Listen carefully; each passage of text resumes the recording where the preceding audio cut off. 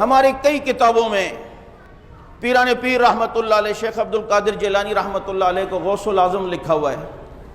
ہمارے حضرت تھانوی رحمۃ اللہ علیہ لکھتے ہی انہیں غوث العظم تھے۔ حضرت نانوتوی رحمۃ اللہ علیہ لکھتے انہیں غوث الثقلین، جنات اور انس کے غوث۔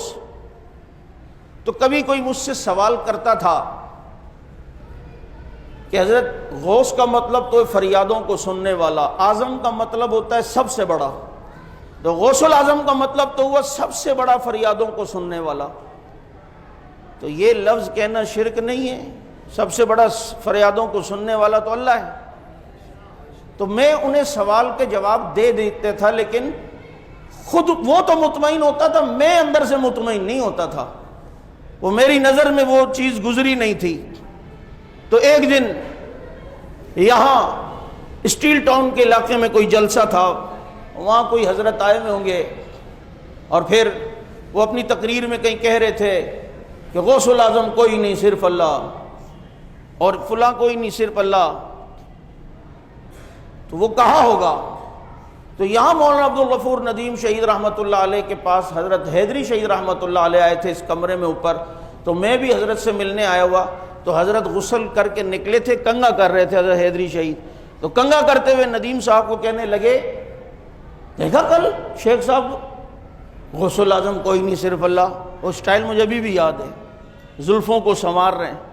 کہتے ہیں میں تو ادھر ہی جواب دینے والا تھا اسٹیج پہ، کیونکہ حضرت کی عادت تھی اگر اسٹیج پہ کوئی غلطی کرتا تو اس کی اصلاح کر دیتے، یا کبھی اپنی تقریر کے دوران ہی اس کو جو ہے وہ بیان کر دیا کرتے تھے تاکہ لوگوں کو صحیح مفہوم پتہ چلے بھائی۔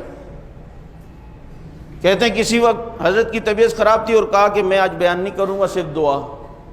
اب حیدری شہید کہہ دیں تو اب انہیں تو زبردستی نہیں کر سکتے نا، یہ تو ہم جیسے سیدھے سادھے تم لوگوں کو ملیں، نہیں حضرت بس بھلے آپ ڈرپ لگائیں لیکن ادھر آ کر جو نا ٹرپ ضرور لگائیں۔ حضرت کو تو اللہ نے جمال اور جلال دونوں دیے تھے، اب کون انہیں زبردستی کرے؟ نہیں کہا نہیں کرنا۔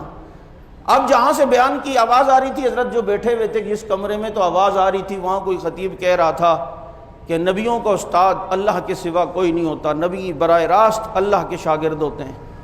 تو ایک دم حضرت اٹھے اور کہتے بیان کروں گا، اور گئے اور بیان میں کہا سنو بھائی، نبیوں کے استاد اللہ کے سوا کوئی نہیں ہوتے، یہ خصوصیت رسول اللہ صلی اللہ علیہ وسلم کی، یہ باقی انبیاء کے لیے ضروری نہیں ہے۔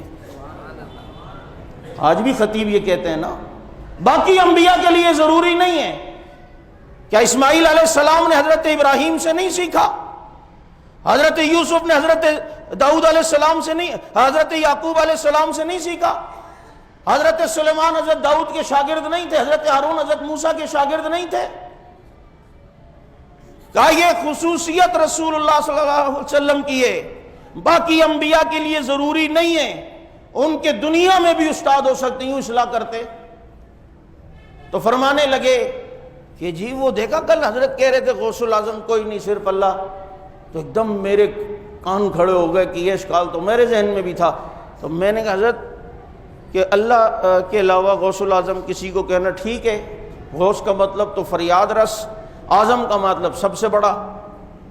تو یوں مجھے دیکھ کے کہتے ہیں سمجھنا، فرمایا صدیق اکبر کون ہے؟ میں نے کہا ابو بکر صدیق۔ کیا کیوں؟ صدیق کا مطلب سب سے بڑا سچا، اور اکبر کا مطلب سب سے بڑا، تو سب سے بڑا سچا اللہ یا صدیق اکبر ہے؟ مجھے کہا فاروق اعظم کون ہے؟ میں نے کہا حضرت عمر کو کہتے ہیں۔ کیوں؟ فاروق کا مطلب حق باطل میں فرق کرنے والا، اعظم کا مطلب ہوتا ہے سب سے بڑا، تو سب سے بڑا حق باطل میں فرق کرنے والا تو اللہ ہے۔ چلو مخلوق میں اگر لے لو تو آپ صلی اللہ علیہ وسلم کی ذات ہے، عمر کو کیوں کہتے ہو؟ میں کہا حضرت کیا مطلب؟ فرمایا بھائی وہ غوث العظم اس کا ہم لغوی معنی نہیں لیتے، اس کا ہم اصطلاحی معنی لیتے ہیں۔ جیسے یہاں صدیق اکبر، فاروق اعظم، یہ لغوی معنی کے اعتبار سے نہیں ہے، بلکہ صدیقیت مخلوق میں انبیاء کے بعد ایک مقام کا نام ہے، اللہ وہ مقام جس کو دے، چنانچہ اس مقام میں جو سب سے اوپر نظر آتا ہے انبیاء کے بعد مخلوق میں وہ ابو بکر ہیں، تو اس لیے باقی مخلوق کی بنسبت انہیں صدیق اکبر کہہ دیا جاتا ہے۔ فاروقیت یہ بھی تصوف میں ایک مقام کا نام ہے. حق باطل میں فرق کرنا یہ اب قیامت تک فاروق آئیں گے, قیامت تک صدیق آئیں گے, لیکن جو صدیق اکبر ہوگا وہ ابو بکر صدیق ہے. یہ امتیوں میں, اور امتیوں میں مقامی فاروقیت بھی ہوگا. کئی آئیں گے جو حق باطل میں تمیز کر کے رکھ دیں گے. مجدد الفسانی بھی تو فاروق ہے, عطا اللہ شاہ بخاری بھی تو فاروق ہے, حق نواز جھنگوی بھی تو فاروق ہے.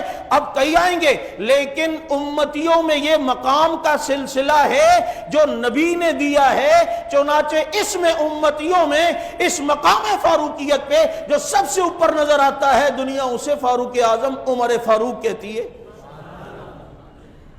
کہتے ہیں یہ ایک اصطلاحی معنی ہے. تو کہتے ہیں غوث بھی تصوف میں ایک اصطلاح کا نام ہے. جیسے مقام ہوتا ہے تصوف میں کتب, یہ ابدال ہے, یہ مجذوب ہے, ایسے ہی ایک مقام ہے اللہ کے قرب کا, اسے غوثیت کہتے ہیں. قیامت تک کئی غوثوں نے آنا ہے, لیکن اس سیٹ پر جو سب سے بڑا بیٹھا ہے وہ شیخ عبد القادر جیلانی بیٹھے ہیں, اس لیے انہیں غوث الاعظم کہا جاتا ہے. اسے لغوی معنی کے اعتبار سے نہ دیکھنا, اصطلاحی معنی کے اعتبار سے دیکھنا. چھت کے بھی اوپر سے گئی ہوگی, سمجھ آ گئی بات یا نہیں؟ تو اس لیے اپنے اکابرین کی کتابیں سمجھ کے پڑھو.